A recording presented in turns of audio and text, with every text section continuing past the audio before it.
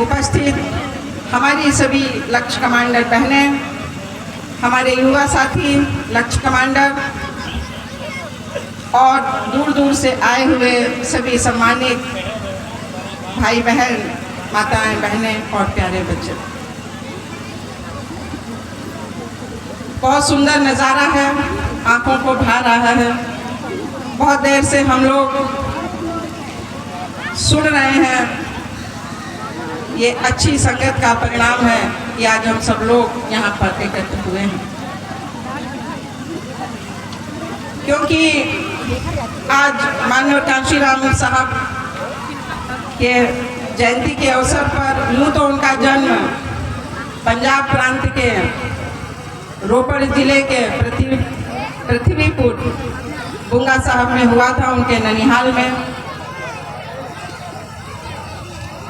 लेकिन चूंकि महापुरुषों की जयंतियां हम आगे पीछे भी मनाते रहते हैं, उनको याद करते रहते हैं, उनकी जयंतियां, उनकी पुण्यतिथियां मनाने का यही उद्देश्य है कि हमारी आने वाली पीढ़ियां वो जाने कि हमारे महापुरुष कौन थे। वरना ये लक्ष्य संगठन तो प्रतिदिन काम करता है अपने महापुरुषों के लिए। माननीय कांशीराम साहब पंजाब में जन्मे, वहाँ पर उन्होंने ग्रेजुएशन की डिग्री प्राप्त की। इसके बाद वो महाराष्ट्र के पुणे में आए, DRDO में उन्होंने नौकरी की सहायक वैज्ञानिक के पद पर, जहाँ पर उनकी मुलाकात वहीं पर 4th क्लास में नौकरी कर रहे राजस्थान के दीना भाना जी से हुई। वो बुद्ध जयंती और बाबा साहब की जयंती की मनाने के लिए वो संघर्ष कर रहे थे, अपने अधिकारियों से वो भिड़ रहे थे। बाबा साहब ये बहुत दिनों से देख रहे थे। वो तब तक शायद नहीं जानते थे बाबा साहब को। जब वो दीना भाना जी से मुखातिब हुए तो उन्होंने पूरी बात बताई, पूरा जो महान इतिहास था उसके बारे में माननीय कांशीराम साहब जाने, तो वो भी उनके साथ में हो लिए। और धीरे धीरे ये कारवां इतना बढ़ता गया। उनको एक किताब मिली कि जाति भेद का उच्छेद, कांग्रेस ने दलितों के लिए क्या किया, इस टाइप की कुछ किताबें उन्होंने पढ़ी और पढ़ करके उनके शरीर के रोए खड़े हो गए और उन्होंने ये निश्चय किया कि अपना सारा जीवन वो बिना शादी के, बिना परिवार बसाए बहुजन समाज के कल्याणार्थ लगाएंगे। जिसका सुखद परिणाम ये हुआ कि उत्तर प्रदेश जैसे प्रांत में 4 बार सरकारें आईं और उस सरकारों से जो हमारा समाज जब वो हुकूमत में आया, हुक्मरान बना, तो आपने देखा होगा कि लखनऊ के गोमती नगर इलाके में, नोएडा में महापुरुषों के नाम से कितने महान ऐतिहासिक बनाए हुए हैं, जो ये आने वाली पीढ़ियों को इंस्पायर करेंगी, प्रेरित करेंगी। भारत की आज़ादी के बाद बहुत सी सरकारें आईं और गईं, लेकिन किसी ने भी हमारी सुध नहीं ली, बल्कि हमको लालच देकर, हमारे समाज को टुकड़े फेंककर, हमारे वोट खरीद करके हमारा शोषण ही किया है, उत्पीड़न ही किया है, हमारे अधिकारों का हनन किया है। माननीय कांशीराम साहब कहा करते थे कि जो जाति पीड़ित है वो पीड़ित जातियों को इकट्ठे होना चाहिए। जो लोग जाति बनाए रखना चाहते हैं समाज में, वो कभी भी जाति विहीन समाज की स्थापना या उसके लिए काम नहीं करेंगे। लिहाजा जितने पीड़ित समाज के लोग हैं वो लोग इकट्ठे होकर के हुक्मरान बने और जब वो शासन और सत्ता में आएंगे तो जाति विहीन समाज की वो स्थापना कर पाएंगे। ये माननीय काशीराम साहब कहा करते थे।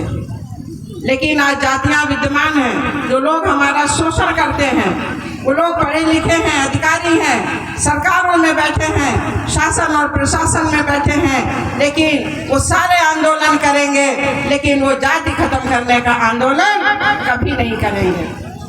क्योंकि जातियां, उनको इन जातियों से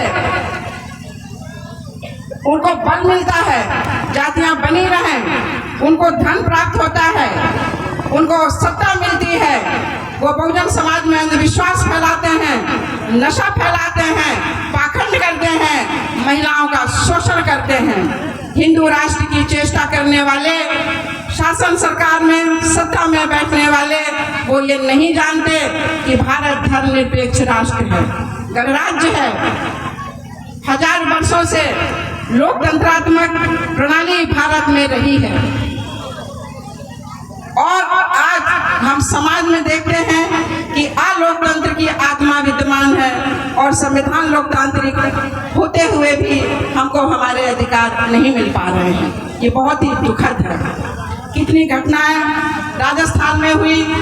अभी हाल में एक हमारे समाज का युवा जो स्टाइल में रहता था, टशन में रहता था, मूछ रखता था, बड़ा ही खूबसूरत था, जवान था, उस लड़के को, उस युवा को चाकुओं से उसकी हत्या कर दी जाती है। ये किस मानसिकता के लोग हैं?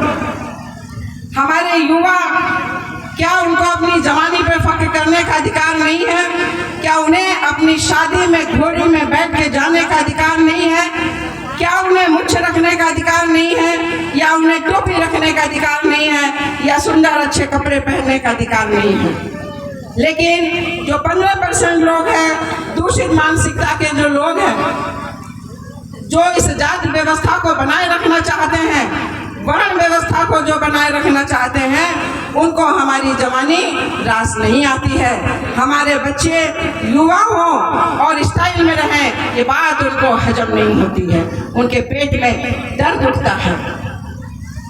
मैं युवाओं के लिए कहना चाहूँगी, फैज अहमद फैज साहब की एक लाइन मैं बोलना चाहूँगी कि कटते भी चलो, बढ़ते भी चलो, बाजू भी बहुत है, सर भी बहुत, चलते भी चलो कि अब डेरे मंजिल ही पे डाले जाएंगे। ये जो रास्ता, आंदोलन का रास्ता, जो बहुजन समाज के लिए आंदोलन करने का रास्ता, बहुजन समाज को हुक्मरान बनाने का जो ये रास्ता लक्ष्य संगठन ने चुना है, उसके लिए मैं बहुजन समाज से और मीडिया बंधु के माध्यम से, जो हमारे समता जीवी के भाई मनोज जी आए हुए हैं, उनके माध्यम से, और जो लोग इस समय लाइव सुन रहे हैं, उनसे मैं ये कहना चाहती हूँ कि जितनी जल्दी हो सके हमारे बहुजन समाज को पूरे देश में इकट्ठे होना पड़ेगा।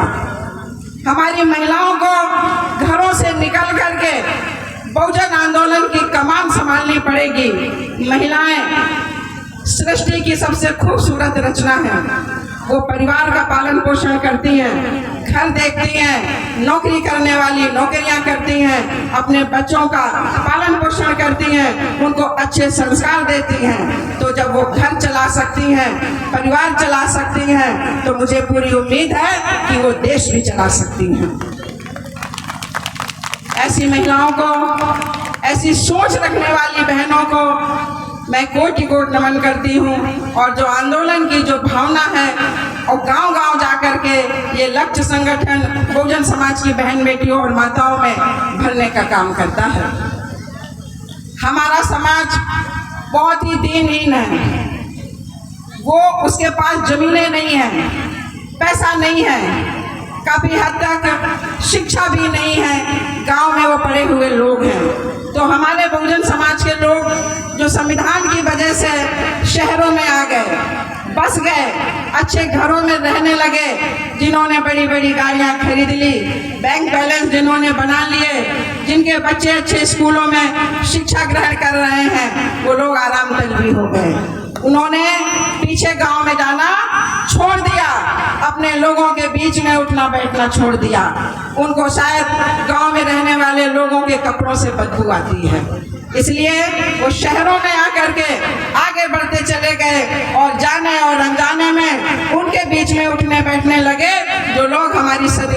तरह काटते चले आ रहे हैं।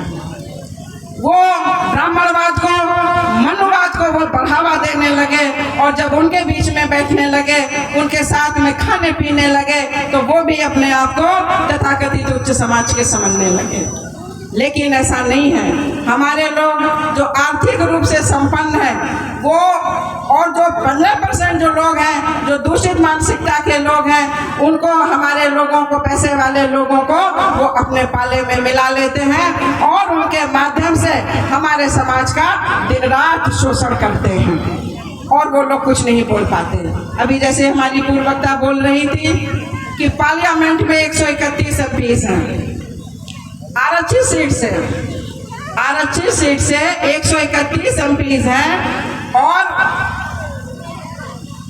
और हमारी बहन बेटियों के साथ में प्रदेशों में, पूरे देश में किस तरह की घटनाएं अमानवीय हो रही हैं, ये हम लोग खूब जानते हैं। चाहे छोटी बच्चियों की बात हो, महिलाओं की बात हो, 60 साल की महिला की बात हो या 6 साल की बच्ची की बात हो, उसके साथ में बलात्कार हो रहा है, उसकी हत्या हो रही है, उसको ऐसे कहीं तालाब के किनारे या कहीं पेड़ में उसको लटका करके फेंक देते हैं। लेकिन 131 एमपी कुछ नहीं बोलते हैं, कुछ नहीं बोलते हैं। और वो मलाई खाने की वजह से कि हमारा मंत्री पद ना छिन जाए, हमारा एमपी एमएलए पद ना छिन जाए, इस कारण वो समाज में लुटती पिटती जो हमारी मानवता है, जो आंसू बहा रही है, उसके लिए वो 2 शब्द भी बोलना उसकी आवश्यकता वो नहीं समझते हैं। ऐसे लोगों को हमें लानत करनी चाहिए।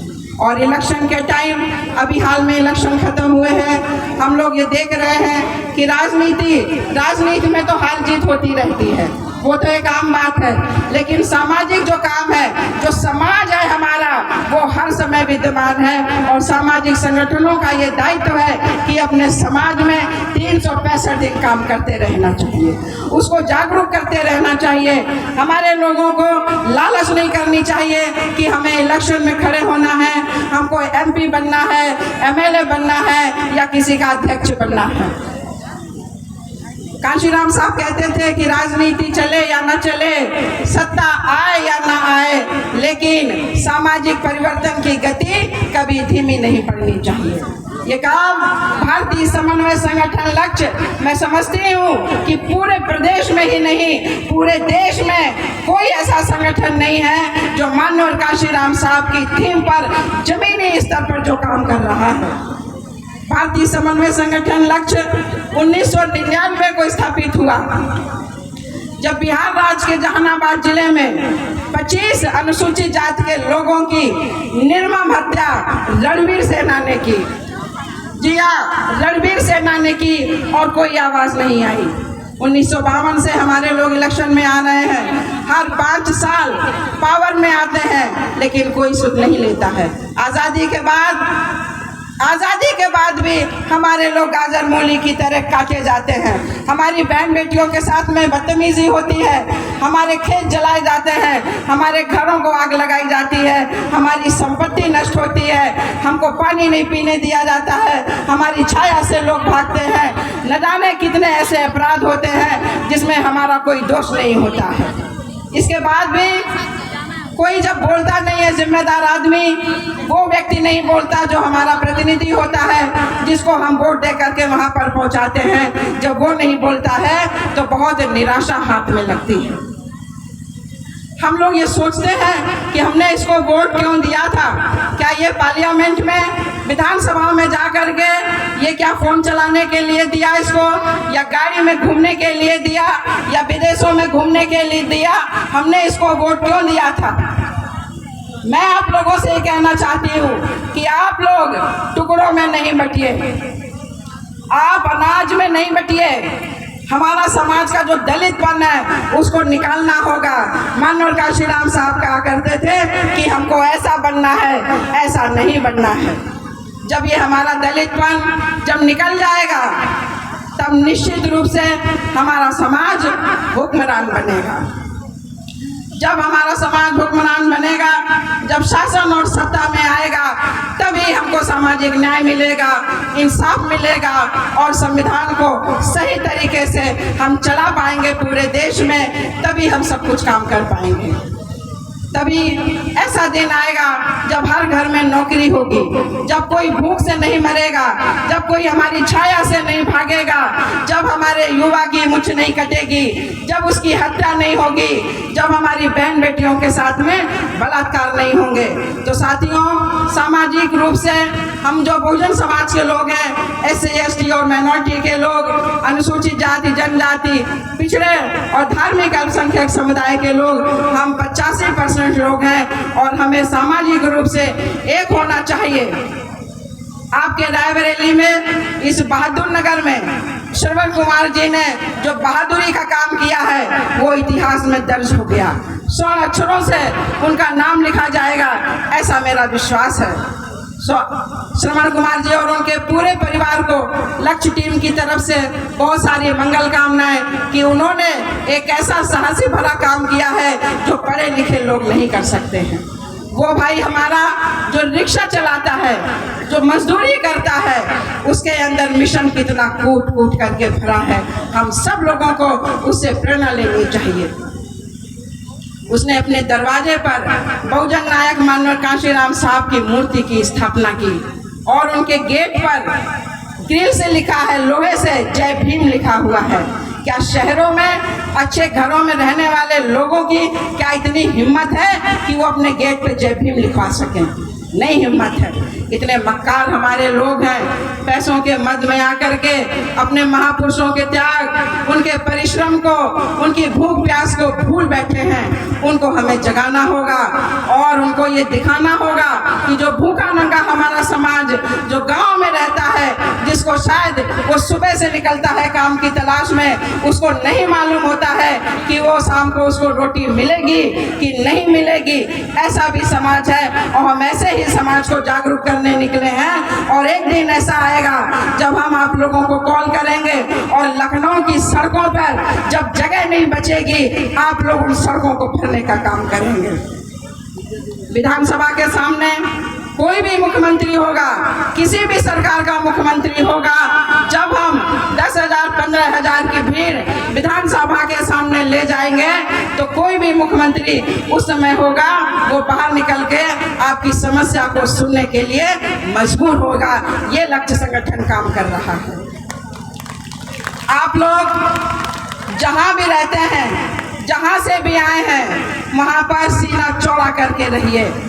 और मैं आप लोगों से ये कहना चाहती हूँ कि अगर हो सके तो अपने घरों में लक्ष्य का झंडा लहराइए। ये लक्ष्य का झंडा, ये आपकी ताकत है, ये शक्ति है, इससे आपको बल मिलेगा। और जो आपके आसपास जो दबंग जाति के लोग हैं, जो दूषित मानसिकता के लोग हैं, वो देखिए कैसे बिलों में घुसते हुए नजर आएंगे। वो बिलों में घुसेंगे, आपकी तरफ वो आंख उठा करके नहीं देखेंगे, इस बात का दावा है। अभी कुछ समय से ये लक्ष्य संगठन हम सब लोग ऑफिस खुलाने का काम कर रहे हैं। गांव-गांव जा करके, शहरों में, कस्बों में जो भी लोग इच्छुक हैं वो अपने घर में एक ऑफिस खोलने का काम कर रहे हैं। और ये अभियान हमने शुरू कर दिया है। बोर्ड हमारे बन गए हैं, हमारे करीब बोर्ड हमारे अभी 150 के लगभग बने हैं और हमारा आने वाले टाइम में हम 500 बोर्ड ऑफिस खुलवाएंगे। बहुत जल्दी हम ऑफिस खुलवाएंगे और गांव-गांव हम ऑफिस खुलाएंगे, लक्ष्य के झंडे टांगेंगे। और आप सब भी लोग, अगर आप लोग चाहते हैं कि आपके बच्चों